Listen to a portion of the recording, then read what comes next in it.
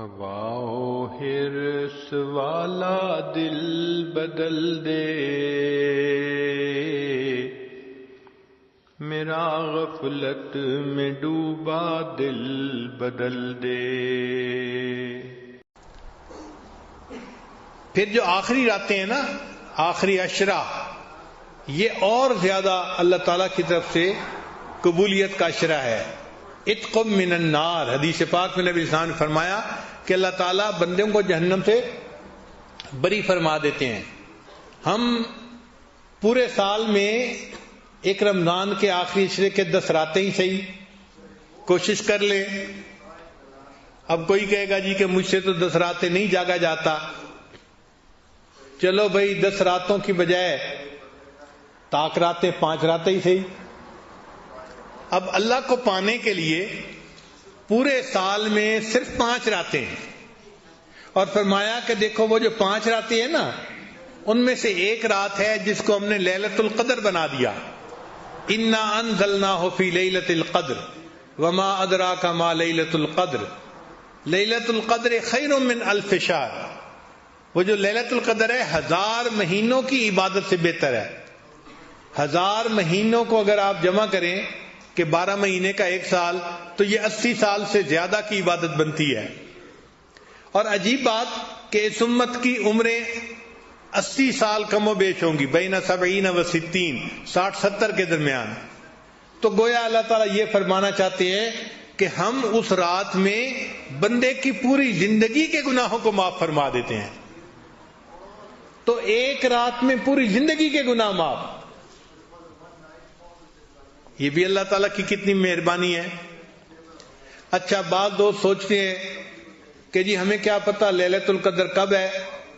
ہاں بھئی، پتہ تو کسی کو نہیں ہے، لیکن ہم اگر کوشش کریں تو ہم لیلۃ القدر میں عبادت کا درجہ پا سکتے ہیں۔ نبی علیہ السلام نے حدیث مبارکہ میں نشانیاں بھی بتائی ہیں۔ وہ ایسی رات ہے جبریل علیہ السلام فرشتوں کو لے کر نازل ہوتے ہیں، گلیوں کے موڑ کے اوپر جھنڈے لگا دیے جاتے ہیں، رحمتیں نازل ہوتی ہیں، اور یہ فرشتے دعا مانگنے والوں کی دعاؤں پر آمین کہتے ہیں، ان سے مصافحہ کرتے ہیں۔ کیسے نور کی رات ہوگی بھائی؟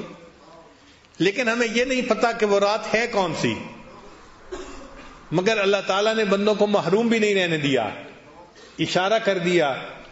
ہم لوگ اسکول میں جب پڑھتے تھے نا، تو جب امتحان قریب آتے تھے تو اپنے ٹیچرز کے پاس جاتے تھے کہ سر ذرا اس پیپر کا گیس لگا دیں۔ اب گیس کیا ہوتا ہے کہ وہ اندازہ لگا دیتے ہیں کہ کون سا کوسچن آئے گا، کیونکہ ان کا تجربہ ہوتا ہے، تو واقعی ان کے گیس بڑے کامیاب ہوتے ہیں۔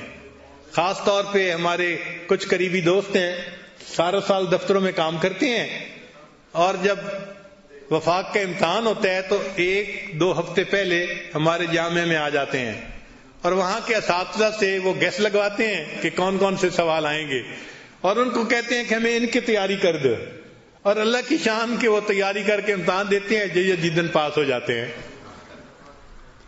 تو یہ گیس کئی دفعہ بڑے کام آتے ہیں۔ تو اللہ تعالیٰ نے بندوں کو کھلا تو نہیں بتایا کہ کون سی رات لیلۃ القدر ہے، اس لیے کہ جستجو رہنی چاہیے، آگے بڑھنے کی خواہش رہنی چاہیے۔ اگر بتا دیتے تو لوگ سارا سال آرام سے سوئے رہتے، اور جی لیلۃ القدر آئے گی بس اس رات پہ عبادت کر لیں گے۔ تو اللہ تعالیٰ نے چاہا کہ میرے بندے جستجو میں تو لگے رہے، مگر ایک اشارہ کر دیا۔ وہ اشارہ کیا کیا؟ فرمایا کہ تنزل الملائکۃ والروح فیہا بإذن ربہم من کل امر سلام۔ وہ جو رات ہوتی ہے اس میں سلامتی نازل ہوتی ہے، رحمتیں نازل ہوتی ہیں، برکتیں نازل ہوتی ہیں۔ اب وہ 10 بجے برکتیں شروع ہوتی ہیں، 11 بجے شروع ہوتی ہیں، 12 بجے، ہمیں اس کا کوئی پتہ نہیں ہے، لیکن ایک بات پکی ہے، اللہ فرماتے ہیں حی حتی مطلع الفجر، یہ جو برکتیں نازل ہوتی ہیں جب بھی شروع ہوتی ہیں یہ مطلع فجر تک رہتی ہیں، یعنی سحری کا وقت ختم ہونے تک یہ رہتی ہیں۔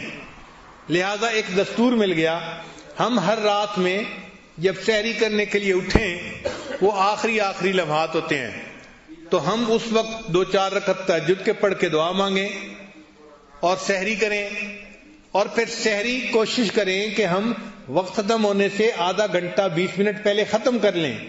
اور وہ جو سحری تک کا وقت ہے نا 15-20 منٹ کا، یہ بڑا قیمتی وقت ہے. اگر ہم نے رمضان کی ہر رات میں ان 15-20 منٹ میں دعا مانگی تو کوئی نہ کوئی رات تو ہوگی نا کہ جو لیلۃ القدر کی ہوگی، اور وہ لیلۃ القدر کی جو ہے برکتیں سحری کے وقت تک رہیں گی. تو ہمیں گویا لیلۃ القدر میں دعا مانگنے کا اور عبادت مانگنے کا ثواب مل جائے گا. تو اس طرح سے ہم لیلۃ القدر میں ثواب حاصل کر سکتے ہیں آسانی کے ساتھ. تو سحری اور افطاری کے یہ 2 اوقات بڑے قیمتی ہوتے ہیں. اس وقت میں اللہ سے دعائیں مانگیں اور اپنی ساری پریشانیوں کو آپ اللہ کے سامنے پیش کریں، سب مصیبتوں کو اللہ کے سامنے پیش کریں. اللہ تعالیٰ مغیر الاحوال ہیں، وہ ساری پریشانیوں کو ختم بھی کر دیں گے، سب مصیبتوں سے نجات بھی عطا فرما دیں گے.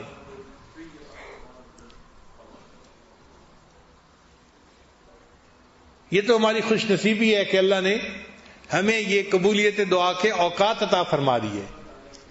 تو رمضان مبارک کے ان اوقات میں مرد بھی دعائیں مانگیں، عورتیں بھی دعائیں مانگیں. جب مانگیں گے نا تو آپ کا دل گواہی دے گا کہ دعائیں قبول ہوئیں اور اللہ تعالیٰ نے رحمت فرما دی.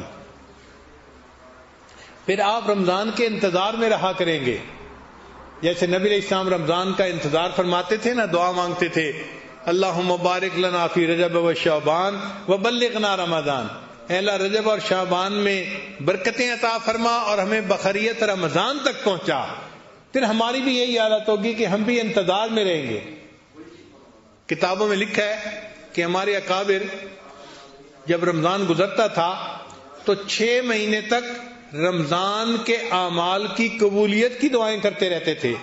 اللہ رمضان میں جو تراویح پڑھی، تلاوت کی، روزے رکھے، ان کو قبول فرما. 6 مہینے تک قبولیت کی دعا مانگتے رہتے تھے. اور جب 6 مہینے گزر جاتے تھے تو اگلے 6 مہینے آنے والے رمضان کے بخیریت آنے کی دعائیں مانگتے رہتے تھے کہ اللہ ہمیں بخیریت رمضان تک پہنچا دے، اگلے رمضان تک پہنچا دے. یہ رمضان کا مہینہ اتنا برکتوں کا مہینہ ہے. تو دیکھیے سحری میں بھی دعائیں قبول، افطاری میں بھی دعائیں قبول. مومن کے تو مزے ہیں، اس کو کہتے ہیں 5 گھی میں اور سر کڑائی میں.